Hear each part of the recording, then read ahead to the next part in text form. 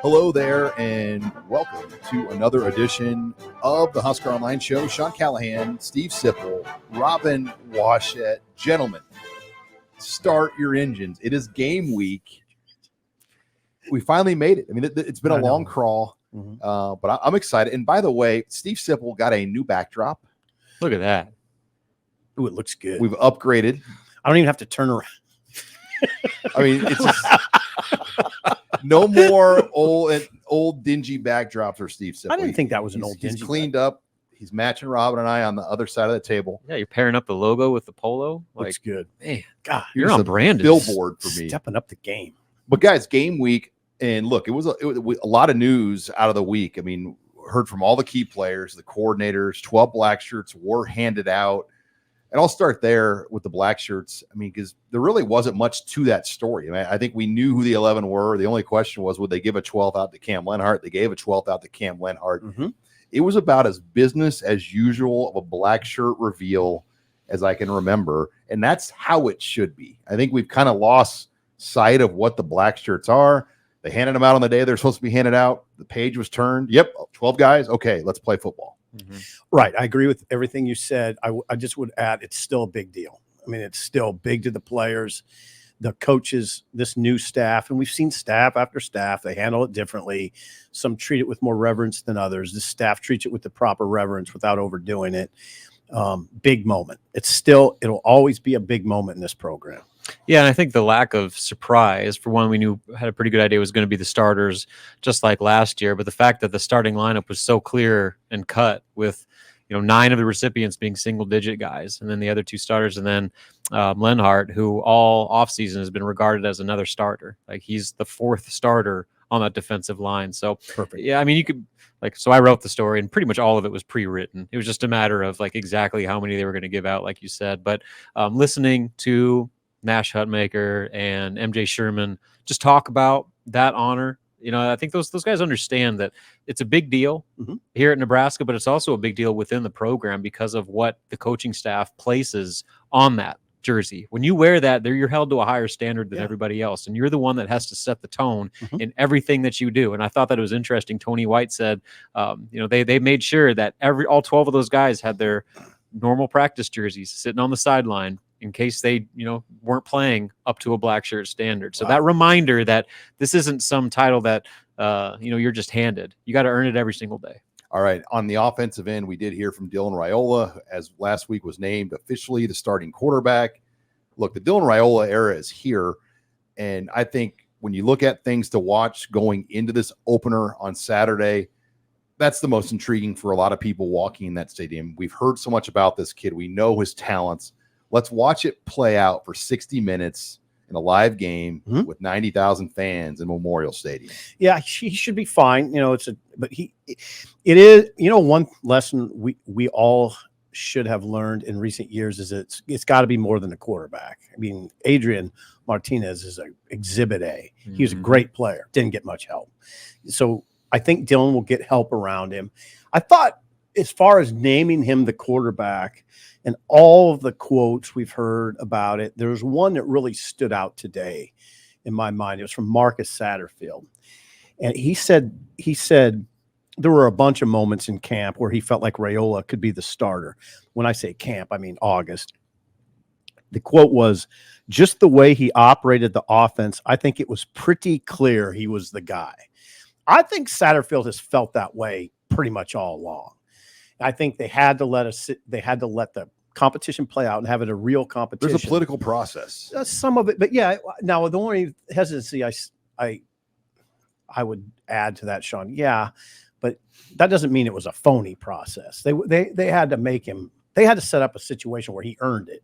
And he did. And I would say he earned it every step of the way. Well, a year ago, they learned their lesson a little bit with Jeff Sims by just kind of taking him to Big Ten media days without really having, giving him the TV commercials and everything right away before he even really earned anything. Yeah, and I think that lesson was learned not in just what Dylan did on the field, because I think the talent was always there. That was never a question. From a talent standpoint, he's the best quarterback in that room. I don't think anybody's going to argue that. What they wanted to see was him take the reins and be a leader and do the things that are going to earn the respect of his veteran teammates, guys that are in their 5th, 6th years of college football, to rally around an 18-year-old. And that is much easier said than done. Oh, Not every, but actually very few true freshmen can come in and do that right away. And that's a credit to what Dylan Raiola what his makeup is all about. The fact that he could do that and do it in a manner that everyone that you talk to about him on the team, from coaches to veteran players to fellow young guys, they all say that he did things the right way and earned respect the right way, which is why he's in the situation he's in right now. I think, Sean and Rob,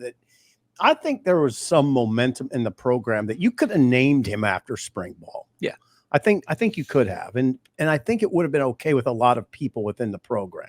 That's my read.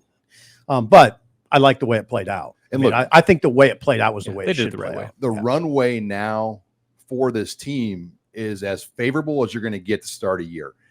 You just don't get 4 home games in a row very often. No, you don't. I mean, it's like a once every 10-year type thing. It feels like Nebraska hasn't opened with a home conference game very often, let alone they haven't been at home to start a season since 2019. But you get 4 games in your own beds to develop your routine with your crowd noise and the atmosphere. I mean, they have to take advantage of this. So the football gods said, look, Nebraska, we've given you your quarterback. You got some improved pieces. You've got the schedule. If you screw this up, it's on you.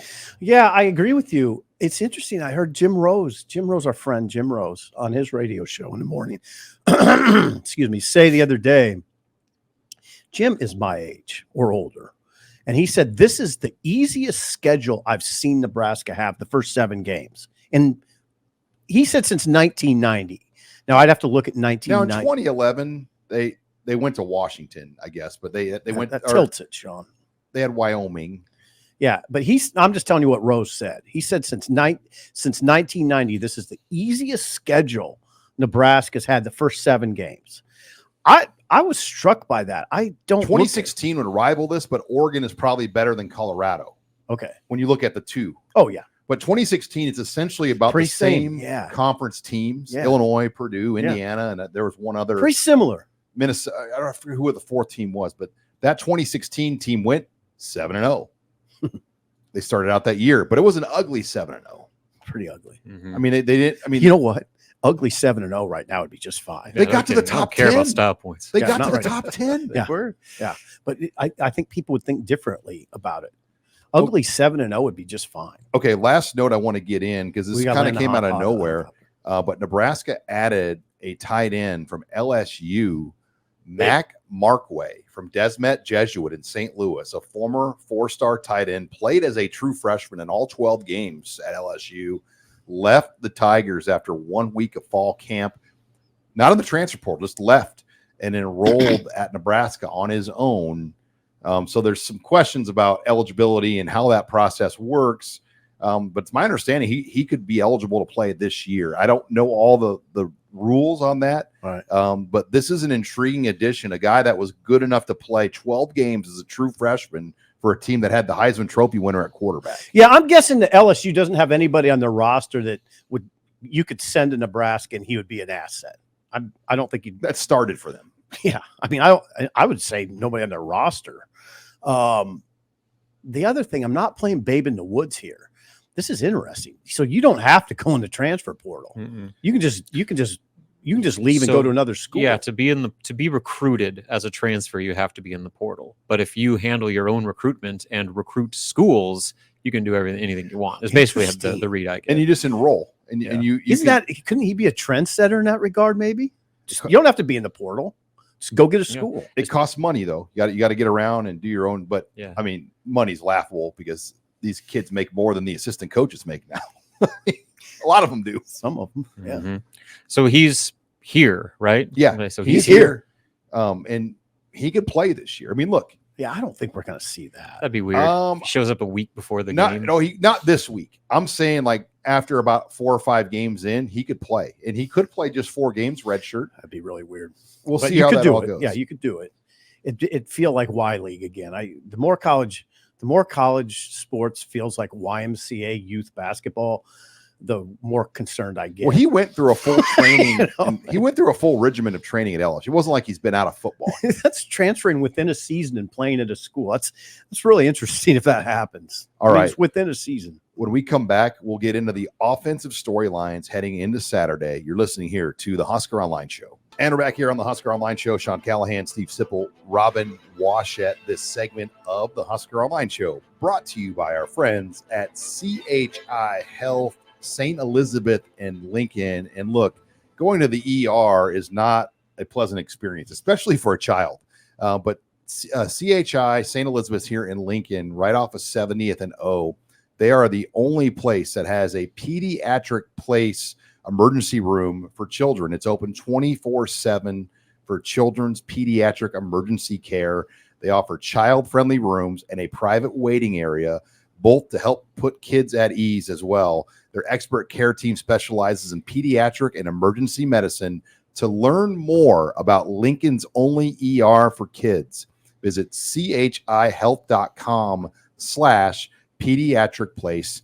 Thank you to CHI Health for sponsoring us on the Husker Online Show. Okay, let's get into offensive storylines as we get ready for Saturday's 2:30 Nebraska UTEP game. We hit on Raiola and his impact. Marcus Satterfield, it was hard to tell if he was being for real or if he was just trying to maybe put out a little smoke screen to UTEP that we could see Heinrich Haarberg play a significant role in this offense in the running game. Oh, yeah, that was real. That was maybe the most interesting part of this press conference, the press conference on Tuesday. He said this, Satterfield, and it was a discussion about the run game and maybe taking some pressure off Dylan Raiola. Heinrich can do a bunch of different things for us. Heinrich's going to be out there on the field with Dylan a lot. Mm-hmm. He's too athletic to be standing on the sideline holding a clipboard. So we can be creative and do a bunch of different things with him. I was Is that just messing with UTEP a little bit? Rob, what do you think? Now, I'm going to tell you this, Rob. That's Sean's take. My take is not Sean's take. I think they're going to use him. I see where you're coming from. Why would you just offer that out altogether? That's a good question, Sean. I think you're because they're not naming their starting quarterback. So, all right, we'll screw with you because it might be. You're going to have to get ready for a bunch of Haarberg packages as well as Raiola. It's a really veteran thought. Yeah, I mean, by Sean. I kind of lean a little bit more towards Sean, just in the sense that they're so public about it. Like if this is some like secret hidden package that they're going to unveil, like they're just going to start promoting it in every single press conference and have every single coach. Didn't, though. They just started today, basically. Okay, well, right in game week, coincidence, yeah. So I think they certainly have the opportunity to do those things because Heinrich is a very versatile athlete. You can do different things and have different wrinkles. But I'm not going as far as to say this is going to become like a mainstay of this offense where all of a sudden, first drive of the game, you're rolling in Haarberg in a 2-quarterback set to do some I was startled reverse pass or something like that. I think that opportunity is there, but I would be very surprised to see that used much more than just kind of a sprinkle here and there. In a 20-hour week, though, if you show it enough, that's time you have to take away on your Mondays and Tuesdays to prepare for that. Mm-hmm. Yes. Now, I would also say that's time Nebraska has to take too to prepare Heinrich. Well, they've already run it last year, though. They've some of it. I mean, he can do some of the things from last year, but an opposing team might have to add 15, 20 minutes of practice to that now. You start, when we have this conversation, you start thinking about little snippets that you heard today, like Jamal Banks saying when he gets down, when Heinrich Haarberg gets downhill, tacklers don't want to deal with it. Mm-hmm. Gets downhill. What are we talking about? Is he gonna play some running back? Put him into Wildcat, I suppose. I like how somebody made the reference that Banks was the same size as Haarberg. I'm like, who have you looked at Haarberg compared? I'm like, they're not even close. No. Like Haarberg probably has 40 pounds on him. Yeah, Haarberg's 6. I think they list him 6'5" and a half. 245, yeah, 240. Yeah. I mean, he's a tank. Yeah, he's a big man. Banks is not like that. He's maybe the same height, but not even. No, he's not. No, he's 6'5" and a half. Banks isn't 6'5" and a half. I think Banks is 6'3". Banks is a big receiver, but no, he's not like Heinrich. He's not like Haarberg is a unit. I mean, he is put together. He is. You're right. I also struggle to justify taking Dylan off the field. Like you're talking about using him in the goal line package. You're going to take your 5-star quarterback off the field when you're about to score a touchdown, throw in your backup to do some trick play. Like, I mean, or what it's about, just run high. I guess, but like, I think that's a fine line you got to walk there, because you're trying to get him ready. Like, Absolutely. if you start taking him off the field in critical scoring opportunity situations against UTEP, is he going to be ready to do those things against Colorado, against Illinois? It's and beautiful Purdue? for us. It's beautiful for us, though. If nothing else, we have something to talk about. Oh yeah, and especially if it's real. Like Yeah. if they're trotting him out there 7-10 times a game, we'll have a lot to talk about. All right. On the running backs, as we continue offensive storylines, 4 number ones, the usual suspects, the Johnson and Johnsons, Ramir and Emmett, and then Gabe Urban Jr. and Dante Dowdell. That's a hard one to get a read on, because Satterfield said if somebody's hot, they're going to stay with the hot hand. We'd like to do that. First carry prediction. I mean, Ramir Johnson is the first name listed. Do you think it's going to be Ramir Johnson? Go ahead, Rob. As that first back, Rob, Go or ahead, will they Rob. go Emmett Johnson or somebody else? I'm just going to say Ramir, just because of his experience, and maybe he's earned that just for his career achievement. But I did find it interesting when Satterfield said he does not want 4 running backs throughout the whole season. Right. Like, they're going to start that way. Right. And then I'm very curious how long that evaluation window is going to last, where those guys get to compete and have opportunities to showcase what they can do in a game. Because he says ideally they want 1 to 2 guys, not 4. Right. So that depth chart's going to get cut in half at some point this season. We hear a lot. I mean, we hear a lot from those guys in these media opportunities. Now, correct. Now, this is just my conjecture, but I thought when Rule discussed the running backs on Monday, I heard disappointment in his voice that nobody took command. They've been waiting for somebody to do it. Yeah, I think he said he really had hoped somebody would take. I think it's going to be control. Ramir. I think it could be. Then you hear Satterfield say, I want 1 or 2. They want somebody to take control of that position. If I'm one of those running backs, I'm listening to my coaches and saying, hey, somebody's got to do this. It might as well be me. Yeah, and I think the separator is the guy who can, take a 4-yard gain and make it 12. That's it. That's what or Rule said. a 12-yard gain, make it 80. Yeah, I will say who's it's the a home good run sign hitter? that Dowdell moved himself up with that group. I think. Oh yeah. Going into camp, it felt like he wasn't going to be, and You're that's right. a positive that he's gotten up there. Yeah, I think he's put himself in position. I still think he's 4th on the depth chart, so he's got to come from behind still. But he's right there. He's in that group now, and that you're right. That's important. I don't know what to make of it. I don't. I thought that Emmett Johnson or Ramir Johnson, one of those guys would separate. Maybe they just don't have what it takes to do it, or maybe they're both really good too. And they're just playing. They're playing a little coy on what they want to do. That could be too. All right. The other thing too with this offense, I'm intrigued, is the short controlled passing game. Because I yeah. do think Dylan will be able to pre-snap read as well as any quarterback Nebraska's had, and he has the arm talent to get it out. Nebraska's got the physicality on the perimeter to set that up. So I think that's going to be a big part, almost like a running game.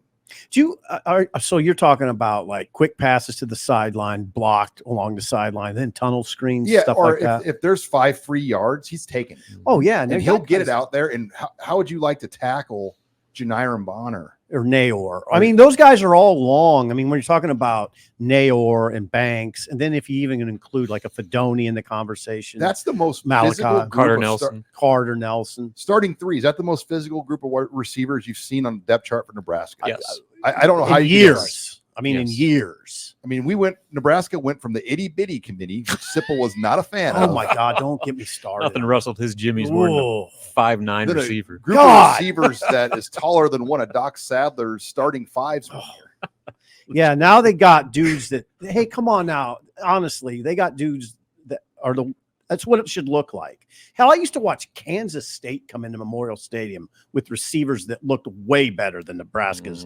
And I'm talking about since they've joined the Big Ten, they should have had better looking receivers. They do now. And you're right. A lot of those guys like Carter Nelson, Jamal Banks, Isaiah Nayor can catch a ball, fall forward for 4 yards. So what do? You utilize those, right? Oh, you talk about the 20 yards. questions at running back. You have a quarterback can get the ball out, and you got big receivers that can go make the play with the ball in their hands. There's a reason Matt Rule had Dylan sit down and watch this massive film cut up of Tom Brady. Tom Brady never got hit. He barely had a running back that was on the play for 3 plays at a time. He was getting the ball out quickly and letting Wes Welker and all those little receivers pick up the yards for them. So You're right. Good I would point. anticipate a very similar approach. All right, when we come back, we'll hit the defensive storylines heading into Saturday. You're listening here to the Husker Online Show. And we're back here on the Husker Online Show. Sean Callahan, Steve Sipple, Robin Washett. This segment of the Husker Online Show brought to you by Bauer Underground. We are thrilled to bring back our partnership with the great folks at Bauer Underground. Bauer Underground serves as support for local contractors and utility companies with the state of Nebraska. Bauer Underground Inc. gives 100% to assure quality control for their customers and the excellent management skills to supervise each and every job that they contract for. The company and its employees are accustomed to deadline pressure on construction jobs and take tremendous pride in meeting the deadline requirements while maintaining an excellent workmanship on each job. Strategy is at the heart of what they do. For more than 25 years, their reputation has been built on principles which include quality workmanship, on-time job completion, hiring and retaining high-quality personnel, utilizing the latest earth-moving techniques, maintaining safety for their customers and employees. We have a lot more coming from Bauer throughout the season, and we're excited to have them moving forward and grateful for their support of Husker Online. You can check them out at BauerUnderground.com to read more about what they do, who they've worked with, and more. Bauer Underground has office locations in Lincoln, Omaha, Kearney, and Norfolk. Thanks again to Bauer Underground for sponsoring us here on the Husker Online Show. Okay, defensive storylines going into this opener. I mean, we talked earlier, it's a really established group. And I think when you want to win in this conference, there are certain areas you have to be old at and veteran at, and it's the O-line and the D-line. And Nebraska is old on both those units. This defensive line really has the chance to set the table for Nebraska, and then that back-end secondary group has the ability, in my opinion, this year to take advantage of things and hopefully force more turnovers than the 14 they did a year ago. Yeah, that conversation, I would say, starts up front. You know, the biggest change that it's going to be interesting to watch, and it's down the list of interesting things a little bit on Saturday. But Nash Hutmacher moving around, we're so used to Nash Hutmacher being lined up over the center or near the center, and like he says, taking on double teams. No more. They're going to move him around, and you're going to see probably more of his talent. And while I'm talking, it dawns on me probably should have dawned on me before, but you probably get more sacks this way. I mean, you would think that he could go from 4 sacks is what I think he had last year to 7 maybe, or 8. That's a big number. I don't. Is that too big? Is that too big? No, I mean, so 10 can lead the Big Ten some years. Yeah. I mean, you just, sometimes you have a game though where you have 3. Right. I mean, what if he has 3 out of the gate? Like a Jared Crick Baylor game. Yeah. What do you have, 6 in Baylor? I mean, something like that. Yeah. Yeah. And especially if, he's one of the things he said he likes most about moving around is he's not just always in the middle taking on doubles every snap. So he got those sacks primarily being double blocked. Mm-hmm. And so that kind of speaks to his versatility, and with his new kind of reshaped frame from that wrestling experience, I'm very curious to see just how much more dynamic he is. But I remember watching Scotty Walden earlier this week. He said that Nash and Ty were going to be 2 of the best defensive linemen they face all season, and probably will have faced in quite some time. So that could be probably the biggest X factor of all. Slowing down this UTEP offense. If you got 2 monsters in the middle that are just wreaking havoc on every single play up front, that could be a long afternoon for the Miners. And I like Nebraska as a tackling team. I think under Matt Rule, with how they practice, they've proven to be an improved tackling team. They've proven a team that hits the quarterback. They need to turn some of those hits, though, into turnovers. I think for this defense to turn the next page, and we talked about the key stats, points per game, yards per play.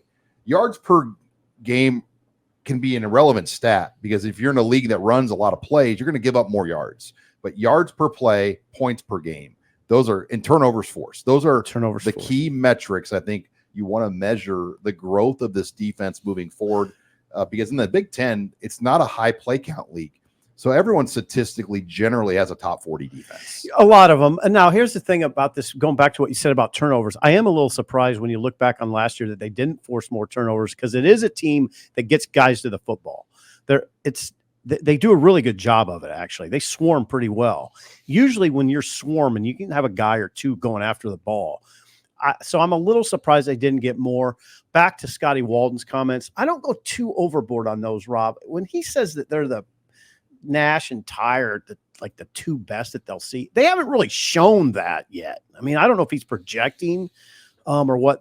Ty was pretty dominant towards the end of last year. Yeah, he gets to the ball really fast for a big man, but he didn't put up numbers. They command though a lot of. You numbers. cannot single block. Yeah, those I think guys, when you watch, like, if you break down the film with a real football mind and like kind of I am analyze a real how football mind, Rob. well, of course, but when you sit down and like chart through all the plays and you see the impact they're having as far as their attention that they're garnering from every offense they face, that I think stands out more than just the sacks and the splash highlight plays. I just like to see a little more impact. I agree. They need more of those. I mean, Crick and Sue, that's impact. But hey, the table's set for that. Yeah. I mean, you have that four black shirt defensive line. You have a veteran secondary full of ball hawking veteran players. Like that should happen. You should be able to force pressure to create bad decisions with the football, and you have guys that should be opportunistic enough to take advantage of those mistakes. Yeah, and Deshaun Singleton, we didn't see him a lot last year, but he could be the guy when he comes back that we're like, God, they missed him. Oh, God, yes. Well, you know what? I bet on Saturday we'll walk out of that game going, ooh, you see that Singleton hit in the third quarter? You see that Singleton hit? I bet we'll be walking out. He's built like a Cam Chancellor. He is. He's a big dude. And Nebraska happened to play against Cam Chancellor when he was at Virginia Tech. And I remember seeing him, and I'm like, God, that is the biggest safety I've ever seen. I know what. Same with we were at a camp in June here in Lincoln, rural camp, and I just saw Singleton out on like near the 50-yard line. I was like, is that Singleton, or do they have a new linebacker? He might be the biggest defensive back I've seen at Nebraska. Yeah, he's a big. I don't know how you can be bigger than that. Yeah, in terms of height and weight, I mean, he's put together. He comes down and hits you. He comes down in the box and I know levels people. Field Yates of ESPN had Tommy Hill going to the final pick in the first round of his first mock draft. It would not shock me at all if Deshaun Singleton is the first defensive player out Nebraska drafted this next season. So I think he has that ability. Does the safety position hold him back a little bit in that conversation? You don't think so? Because the NFL is mirrored exactly what Nebraska is doing defensively with those multiple positions. And he's big enough that he can play in the box. You just talk about how big of a hitter he is. Like Cam Chancellor, I mean, that might be a pretty high ceiling for him, but that I think is maybe the vision you could see him at the next level if he can stay healthy and continue to produce the way that he was before the injury a year ago. Well, I think there are so many questions. What is this 3-3-5? The future of football now, when you look at it, this is the right scheme. And we're seeing. Why do you say that? Because of the versatility and the movable parts and how hard it is to prepare for. I think when you look at this, a 4-3, when you have elite talent, it's a great defense, but it's very easy to prepare for. It's an even kind of clean front. This is kind of all over the place. Oh, it's hard. The conversation that really struck me in that regard was when I sat down with Ethan Piper, who faced it every day in practice, and he said it was really hard in practice to deal with it because of all the different looks they give you. He was an offensive lineman. You don't know where the fourth guy or the fifth guy is coming from. What did Rule say one time? That if there's 15 plays, that Tony might show you 12 different looks, show you 12 different things and 15 plays. And Tony White had just a swagger to him. You could just sense his excitement going into this game. Yeah, you're right. Now I'm thinking about it. He was making jokes about your HuskerOnline polo and a guy wearing a Yankee. He just said like HuskerOnline. I like it. I mean, he was just, you can sense it. He's ready. He is excited. He's got a bunch of good players. I'd be fired up too. Yeah, he's got coaching that unit. I mean, this is a defense that could make him a head coach by next year, no doubt. Almost did last year. Yeah, for sure. He's got a bunch of dudes. A lot of them too. Like Sean talks about it. They're very deep up front. They're deep. I mean, I see Vincent Carroll Jackson slid down to number 3. He's pretty good. Behind who's he behind? Sean? Is he behind? I think he pull that depth chart up. He got surpassed by Judy. And Judy's good. We never talk about Judy. Judy's a good pass rusher for a big man. He's hardly been even brought up outside of Bradley one Van podium Poppel. And I mean, there's Cam. We talk about Cam Lenhart. Vince Jackson's the third nose behind Hutmaker and Judy. Yeah, they're set there. They're good. But look, we mentioned James Williams. And we haven't talked about him. They have a lot of bodies up front. All right. When we come back, Joseph Meyer will join us on the show. Joseph's our intern this fall. He'll step in for Abby Barmore, who's in Kentucky covering volleyball, and we'll take your questions in the mailbag. You're listening here to the Husker Online Show. All right, we're back here on the Husker Online Show. Sean Callahan, Steve Sipple, Robin Washett, Joseph Meyer joining us as well for the mailbag segment. But before we get to that, the mailbag brought to you by Omaha Steaks. It is the anniversary sale right now. Get 50% off site-wide, along with an extra $30 at checkout. That's with the promo code HuskerOnline at omahasteaks.com. No better time to load up right now. Minimum purchase may apply, though, to receive the $30 off at omahasteaks.com. You got tailgating, 4 straight home games to load up for. This is how you knock it out loud. You go on omahasteaks.com, pick out the type of meat, the box order you want, load up your freezer. You've got your burgers, your steaks, your brats, whatever you want to bring down to Lincoln for all these home games. You could probably wrap it out in 15 minutes and take care of a lot of headaches. Yeah, I mean, the boxes and the combos, like they do basically all the hard work for you. Just click some buttons, get your meat for the season, and you're good to go. Yeah. They also bring it to your doorstep. Oh, that's ridiculous. So the Huskers Online promo code at omahasteaks.com. That's Huskers with an S online. They're going to give you $30 off. Okay, let's bring in Joseph Meyer, Minnesota native, newly acquired intern for the 2024-2025 cycle. Great addition, Joseph. We're happy to have you. You're taking over from the mailbag today. Where are you starting us off at? Let's start it off with, what does a satisfactory win look like on Saturday? How dominant does Nebraska need to be in order to feel good going into week 2? I think a lot of it is the little things, the execution. How does Nebraska operate on early rundowns? How do they convert short yardage rundowns? What is their efficiency like in the red zone week 1? And then defensively, can they get off the field on third down and the field position? Look, punting. I mean, those detail things that matter. That's how you start to measure what a complete team is. That's a good answer. And I like that answer because it doesn't matter who they're playing. I take issue with the question a little bit. Not that Joseph, you didn't write the question, so I'm not taking issue with you. How dominant does Nebraska have to be? This is not 1997, okay? Nebraska doesn't dominate hardly anybody anymore. What are we doing? I mean, why do we ask questions like that? Well, they're 28. Yeah, I was going to say they're 4 I touchdown get favorites. that, but still. It will be their second largest point spread of the season, other than Northern Iowa. Just win the game, but look good doing it. Play good football. I just want to see good football. I don't need to see 42-7. If it's 31-17 and I see good football, that's fine. Yeah. Dominant? Yeah, clean football Yeah. is what I want. The procedural stuff. Make sure that they're not jumping off sides or false starts, and take care of the football for whatever you do. Do not have 3 or 4 turnovers that suddenly turn a 28-point projected victory into something much more tenuous than it needs to be. I think if you just do what you're supposed to do, execute, like Sean said, efficiently on both sides of the football, this should be a pretty manageable game for you. But if you don't do those things can get a little hairy. The one thing I would say is dominant on defense, I could see. I almost half expect that. I want a stress-free Saturday, though. Like one where, like, when a guy makes a good punt, you get like that Memorial Stadium golf clap. Just like you know what I'm talking about? You're in a stress-free Saturday. I just want, like, where people are just enjoying the game and, guy makes a great punt. You just kind of hear that soft golf clap. I mean, I want that. I don't want a stressed out. Oh, come on. A little yelling. Stress. Well, I want a fun post-game show. A little stress is fun, though. A little, yeah, but not. No, not against UTEP. No.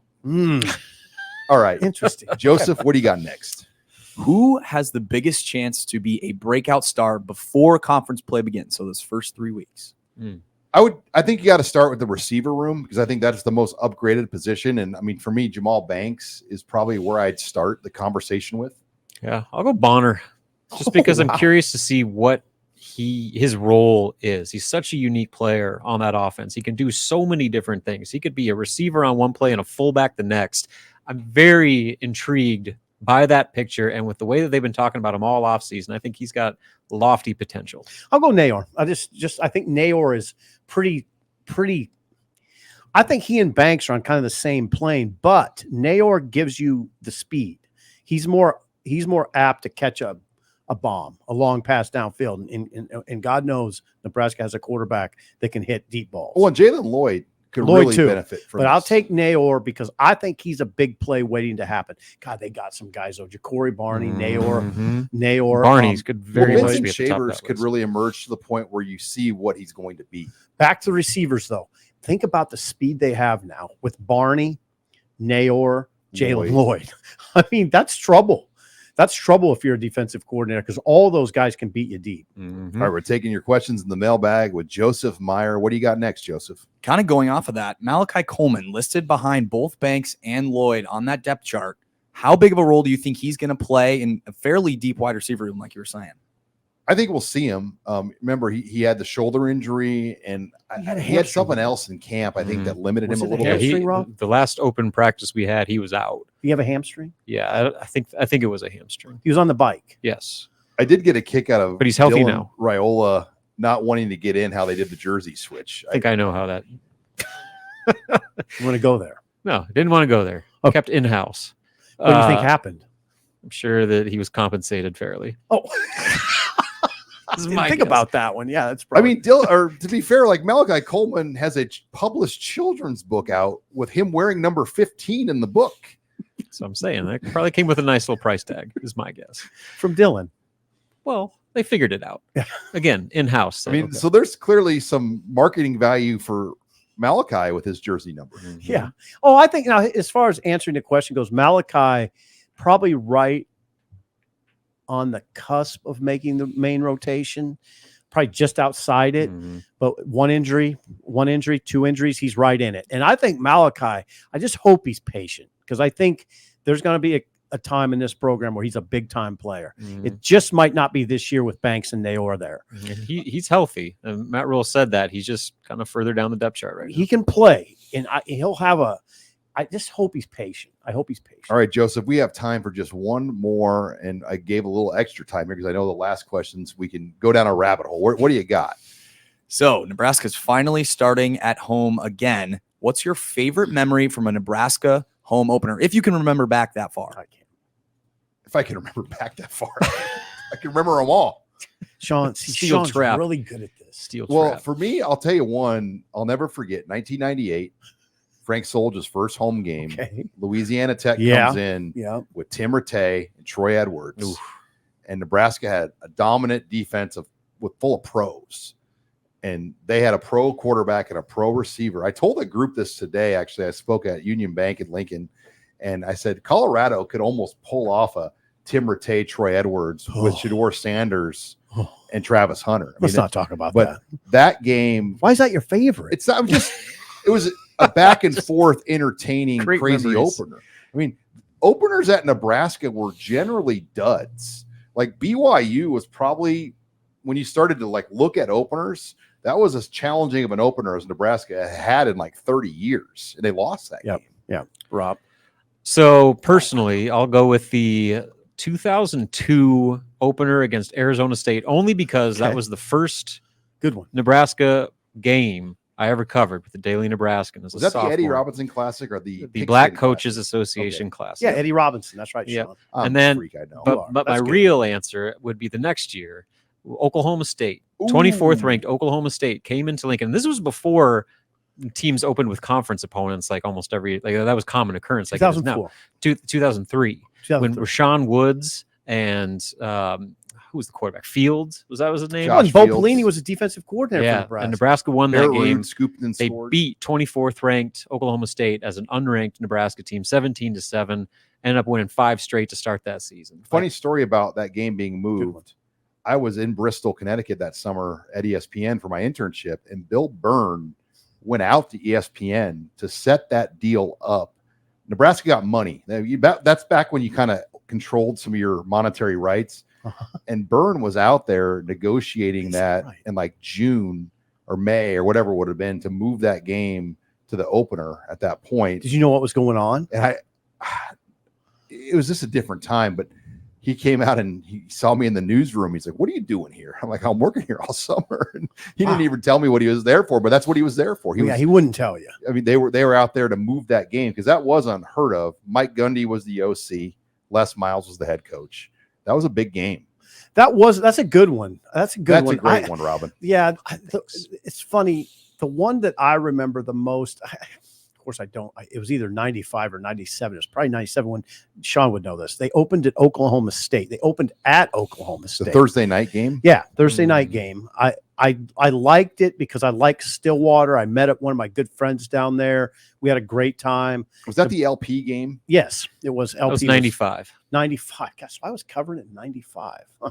That was probably the first year I went on the road. So, and that's probably a lot of the reason I remember it. But Nebraska was a dominant type team. Oklahoma State wasn't, and it was it was August too. And so it was Thursday night. Yeah, it was a Thursday night game. So that's the one I remember the most. Was Texas Tech a or a road opener on a Thursday night too? I know they did a Thursday night game. That was a road Thursday. Yeah. In the 90s. That was rare though really rare to do that. But ESPN back in the day before NFL did all that stuff, Thursday night ESPN was a big package. Oh God, yes. Like I would come home. You'd watch every Thursday night game back then because it was usually a decent game and there's nothing else on. You're right. Now, college football has left Thursday night and they go to Friday because the NFL took Thursday. They left it pretty much, except the MAC. MAC will play on Thursday. Or they'll play on Tuesday, Wednesday.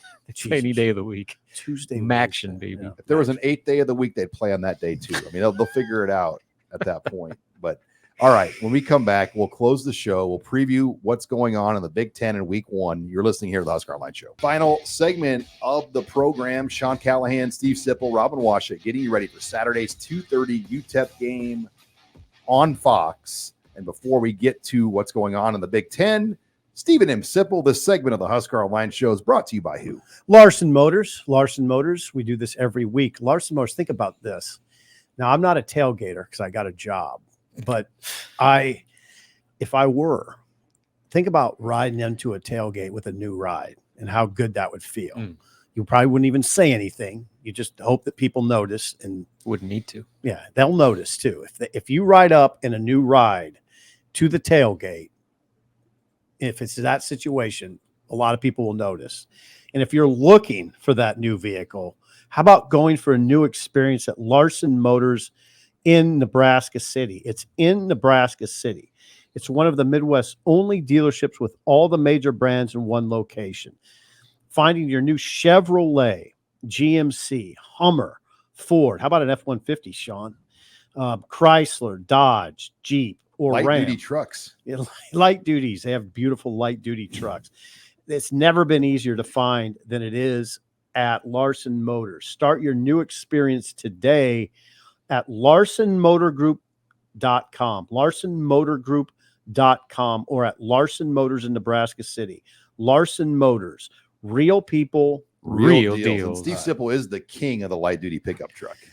Yeah, I suppose I am that. I like my light-duty pickup. It's a Colorado, Chevrolet Colorado, and I'll tell you one thing, never have to worry about it. Gets the job done. Yeah. All right, let's go. Week 1, Big Ten, and look, probably one of the more marquee games is Thursday, so I don't want to talk about this because we air, but North Carolina, Minnesota, that's a huge game. For the Is that a huge game? Well, for the Gophers, it is. Yeah, they're a 2-point dog at home, so 2-point dog. But, you look around the league, Michigan State, 14-point favorite at home against FAU. But FAU is going to have some dudes. I mean, they're a Miami area D1 program that gets transfers and whatnot. So that's kind of a sneaky hard opener for a Michigan State team that's probably had its roster decimated. If I was Michigan State's coaching staff, I would point with some degree of enthusiasm to SMU's win against Nevada, which SMU clearly took Nevada lightly. And then I would say this.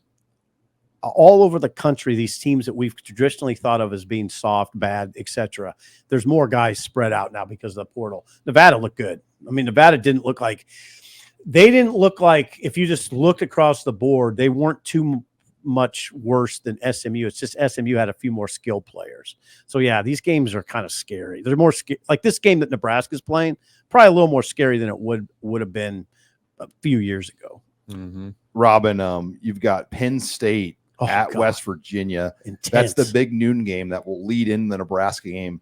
Penn State is an 8.5-point favorite as a road team, but that's a big game because how bad Huge. West Virginia wants to get a win against a Big Ten team like Penn State. Yeah, that's in Mountaineer Field. Oh, it's huge. I mean, so that's going to be that's a tough place to play for anybody. So Penn State better be ready. I mean, this is a season where they think that they are legitimately in contention, not just to make the college football playoff, but push for a conference title. Yep. And if they're going to win that, they got to do it here first, because this is a tone setter for them. If they lose, then all of a sudden, all that talk suddenly gets derailed a little bit. So a big one for Penn State, especially as 8.5-point favorites on the road. Huge game. Sip, Ohio State is a 49.5-point favorite over Akron.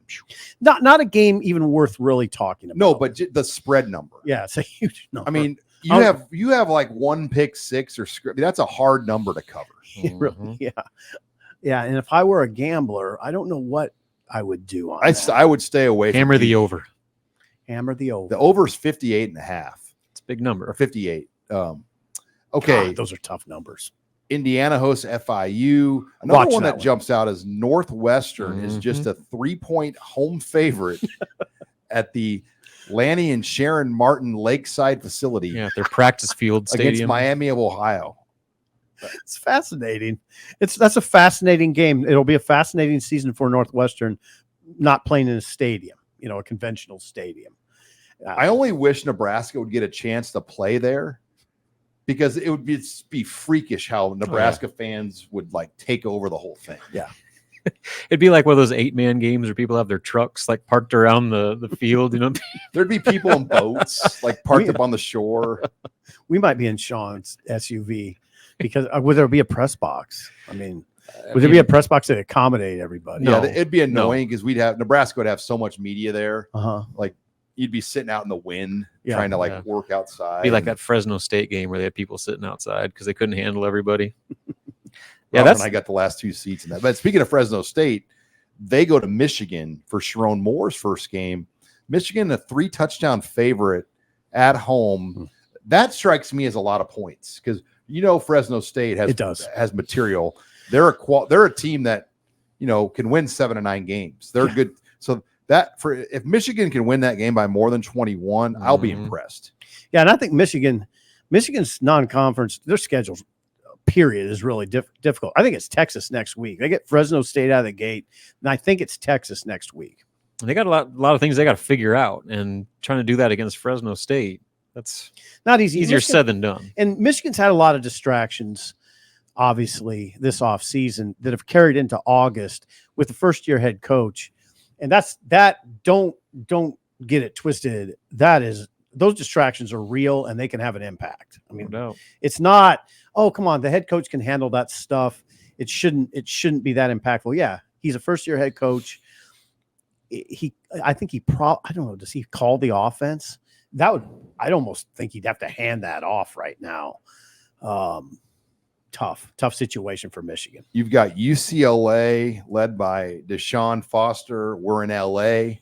Head coach. He's funny. Making his opening debut at Hawaii. And they are a 14-point favorite in Honolulu. That is surprisingly a CBS night game, because CBS has to air a certain amount of Mountain West games. So why not put the Big Ten team on when they're in the Mountain West Stadium? But that game will be aired on CBS. Interesting. It's never easy to go to Hawaii and win. It's rare. That's a 6:30 kick. Yeah. Because usually you're playing that like at 10, 11 o'clock at night Central Time. Yep. That is a 6:30 kick. And I'll be interested how Deshaun Foster does in his first game as a head coach. Yeah. I watched that Hawaii game, and they played who was it? The Delaware State. Delaware State. Thank you. Yeah, I had to download an app. The sports. You downloaded that app? Look, I wanted to watch some Rainbow Warriors. So after the kids went to bed, you wanted to watch. So I'm sitting there on my phone while my wife is watching Desperate Housewives of some sort, and just dialing in on Hawaii. And now, I'll just say this is interesting. I like UCLA's chances. Okay, yeah, they had a little trouble with Delaware. Hawaii is not very good. They're not. No, that's Timmy. But UCLA is flying across an ocean to get there. We'll see what happens. You know, that's what I was talking about. OC of Hawaii is former Nebraska quality controller GA Roman Sapotu. Is that right? Yeah. Remember we had Jesse on this show. Yeah. In Honolulu. Yeah. His son is the OC. Is the OC for Timmy Chang. Timmy Chang is the head coach. Yep. All right. Final game I want to hit on. It's the biggest game of the week. in the Big Ten. USC versus LSU in Las Vegas. It's a 4.5-point spread for LSU. That's one of those games where, I mean, I wouldn't be surprised if LSU won by 20 points. No, I wouldn't either. I just wonder, that spread seems a little low. I'm not advocating gambling, but but man, New defensive coordinator. all I'm saying is that seems a little low. New defensive coordinator at USC. So there will be some preparation things that I'm sure LSU will have to catch up on. Yeah. He was it's Danton Lynn, I think it's hard to say his first name. He came over from UCLA. Should be easy to, he had UCLA's defense last year. They can study that. USC's defense last year was a train wreck. It was a train wreck. Okay. So that's what I'm saying. Can LSU put a number on him? Could LSU put 38 on him? Well, Vegas sure seems to think it's going to be a shootout. 64.5 is the over-under on that one. You want to talk about Ohio State being a big number? How about 64.5? And that's Sunday night. Beautiful. Perfect ending Beautiful. to our opening week. We can watch that. I mean, Sean doesn't have us doing anything on Sunday night. I'll be working. Yeah, that's right. You will be. I'll be watching football. I'll let you know how it's going. All right. I'll be working on the Monday rundown after we get done with the Pro Football Focus. And look, we have great post-game coverage at Husker Online. Make sure you check it out. And we'll be back on our YouTube channel after the game. We're shooting for around 8 o'clock for our post-game show, 8:30. I mean, that's our plan in that window, depending on the flow of the game. But we will be back with the ever so popular Husker Online post-game live show. I'm ready. 8 to 8:30, somewhere in that window. The official beverage of the show will be Zipline, by the way. We are proudly sponsored by our friends at Zipline. Our beverage sponsor. There of the will Husker be Online plenty of show. Zipline. Beverage sponsor? Beverage sponsor. I'll hammer one. So check us I out. might do a couple. HuskerOnline.com. For Robin Washett, Steve Sipple, I'm Sean Callahan.